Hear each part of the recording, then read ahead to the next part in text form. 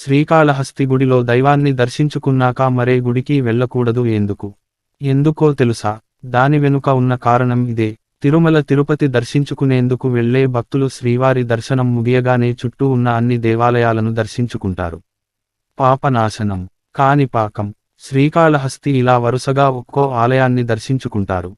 అయితే తిరుమల చుట్టూ ఉన్న ఆలయాల్ని సందర్శించేప్పుడు అన్ని గుళ్లను దర్శించుకున్నాక చివరగా శ్రీకాళహస్తిని దర్శించుకోవాలి. అదే చేస్తుంటారు కూడా. కాని శ్రీకాళహస్తి దర్శనం తర్వాత మరే ఇతర ఆలయాన్ని దర్శించకూడదని, నేరుగా ఇంటికే వెళ్లాలని అంటుంటారు.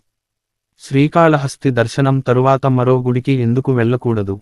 వెళితే ఏమవుతుంది? నేరుగా ఇంటికే ఎందుకే వెళ్ళాలి? గాలి, నింగి, నేల, నీరు, నిప్పు ఇవే పంచభూతాలకు ప్రతీకలుగా భూమి మీద పంచభూత లింగాలు వెలిశాయి. అందులో ఒకటే చిత్తూరు జిల్లాలోని శ్రీకాళహస్తిలోని శ్రీకాళహస్తీశ్వర ఆలయంలో వెలిసిన